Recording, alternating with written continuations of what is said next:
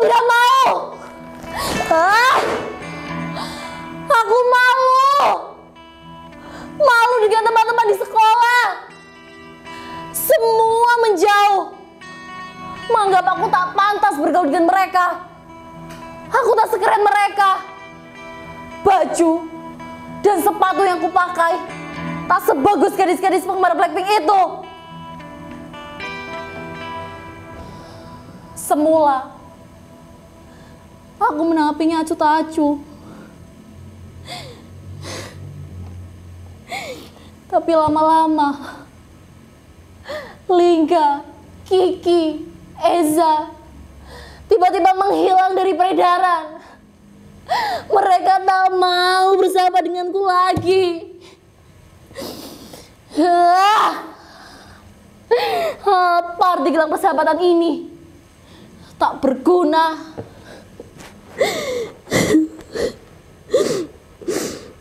Aini. Iya, Mak. Sebentar. Obat yang Mak pesan sudah beli di warung.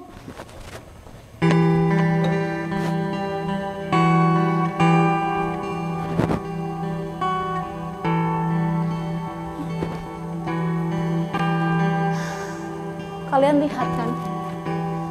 Mak sedang sakit. Sudah hampir 1 bulan. Aku belum sanggup membawanya ke dokter. Kata orang, biaya berobat ke dokter mahal. Apa? BPJS? BPJS kalian bilang? Dari mana kami membayar cicilan setiap bulannya?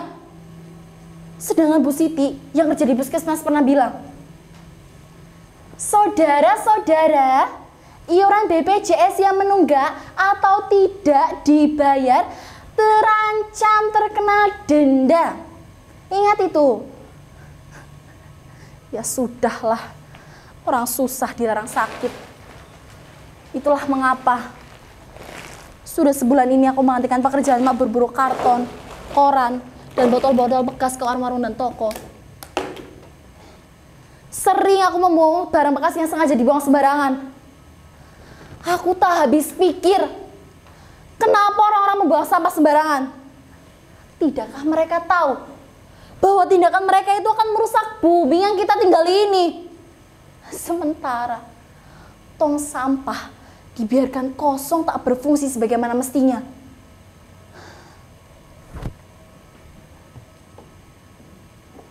Sejak Bapak meninggal 5 tahun yang lalu, Maklah yang mencari nafkah untuk menyambung hidup. Pernah jadi buruh cuci dengan upah seikhlasnya. Namun, lambat laun tenaga Mas semakin berkurang. Tak kuat lagi mencuci. Kemudian Mak memutuskan menjadi pemulung. Dalam sehari, Mak mampu mengumpulkan sampah 10-15 kg. Walaupun tak banyak uang yang dibawanya ke rumah, sampah yang terkumpul dijual dengan harga Rp3.000 per kilogramnya. Cukuplah untuk beli beras, lauk pauk, dan sedikit jajan untukku. Kalian tahu, hujan, terik matahari tak pernah menyurutkan semangatnya. Dengan segala keterbatasan, Mak berusaha memenuhi kebutuhan sekolahku. Mak ingin sekali aku jadi guru. Menjadi guru adalah cita-cita Mak dulu. Ai, bagaimanapun pedihnya hidup, ingatlah kamu masih punya Tuhan. Jangan menyerah menggapai cita-cita. Begitu pesan Mak. Saat ini, Mak sakit keras. Barang-barang ini telah menyelamatkan hidup kami. Pepatah bilang, sampah satu orang adalah harta bagi orang lain. Dengan sampah-sampah ini, aku masih bisa makan, sekolah, bahkan jika ada uang lebih bisa beli pulsa internet.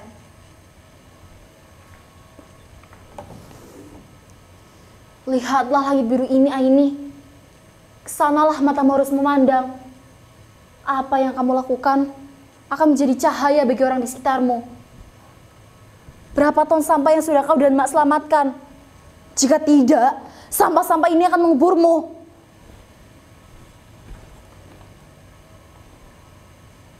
Kalian pasti bertanya, kenapa aku bisa memiliki handphone Android ini?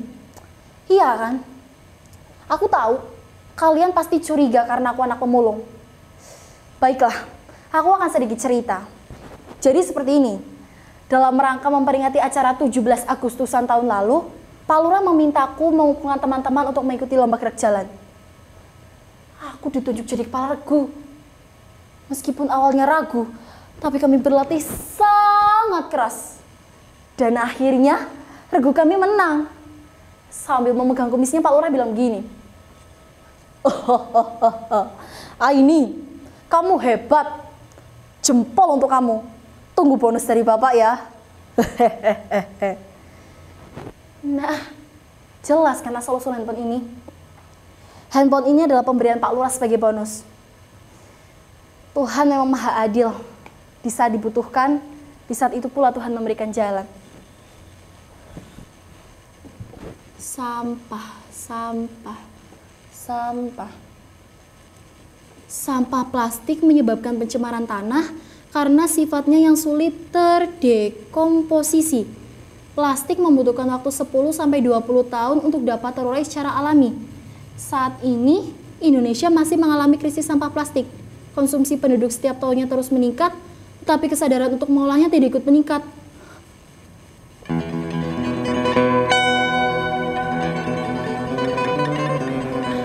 Di mana ini?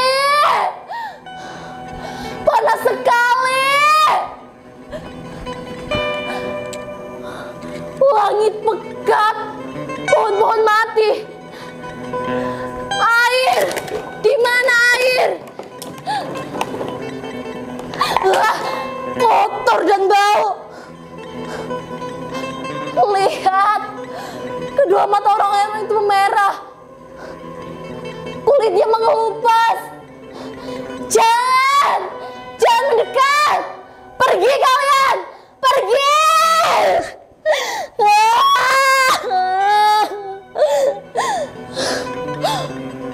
Kenapa rambut rontok begini?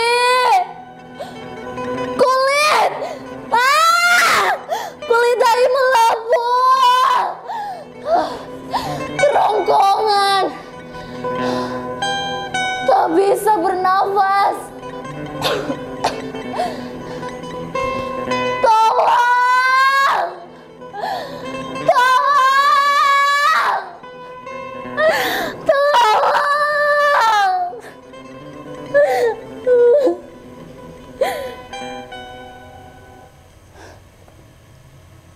Apakah ini firasat? Tangan kecil ini harus melakukan sesuatu. Apa yang bisa kulakukan dengan barang-barang ini? Aku pernah mengunjungi pameran kerajinan daur ulang. Di pintu masuk terpajang spanduk bertuliskan, jika tidak dapat mengurangi, maka gunakan kembali. Perbaiki, bangun kembali, haluskan kembali dan daur ulang. Iya ya, aku masih mengingat tulisan itu. Aku juga pernah diajak ibu guru make tea workshop. Di sana diajarkan bagaimana cara mengolah barang-barang yang sudah tak bernilai menjadi lebih bermanfaat. Seperti vas bunga, tas plastik, bunga dari sedotan, dan lampu hias dari botol bekas. Selain bermanfaat, harga jualnya juga lumayan. Lalu, mengapa aku harus minder? Sibuk berimajinasi dengan penilaian orang lain.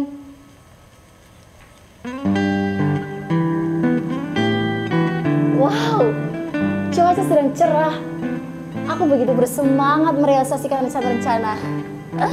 Yuhuu!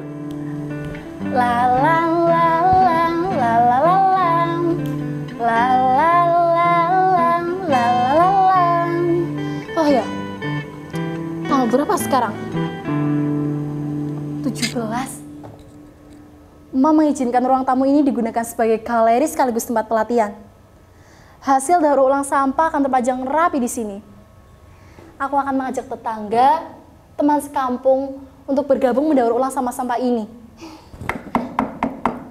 Siapa? Sebentar. Oh, Bapak. Sampah-sampah ini saya terima dengan senang hati. Terima kasih ya, Pak. Semoga warung Bapak semakin rame.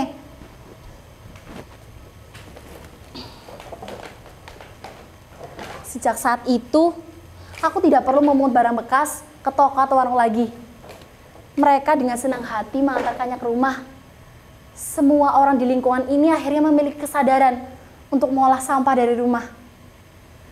Melalui postingan di media sosial, aktivitas daur ulang bisa ditonton lebih banyak orang. Semoga saja hal sederhana yang aku lakukan bisa menginspirasi teman-teman sebayaku.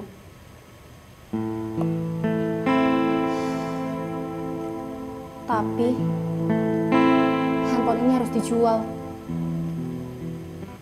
untuk biaya berobat emak. Emak harus segera dibawa ke dokter. Obat yang aku beli di warung sudah tak mampu mengobati.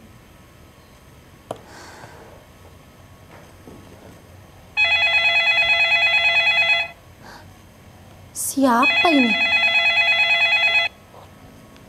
Halo? Ya betul, saya Aini. Oh, iya Pak. Betul Pak, kami yang mendaur ulang sampah-sampah ini. Kapan jadwal pamerannya Pak? Oh, baik, akan saya usahakan. Boleh, Pak, silahkan mampir ke rumah untuk melihat-lihat. Baik. Baik Pak, terima kasih. Yes! Kerajinan daur ulang ini akan dipajang bersama karya pengrajin daur ulang lainnya. Tapi, bagaimana jika produk ini lebih jelek dari mereka? Mereka akan menertawakan, menganggap tak profesional. Aduh, bagaimana ini? Apakah tawaran ini harus ditolak? Tidak, tidak. Kita harus optimis, yakin dan percaya diri. Ini kesempatan baik. Ayo, lebih giat lagi, lebih kreatif lagi.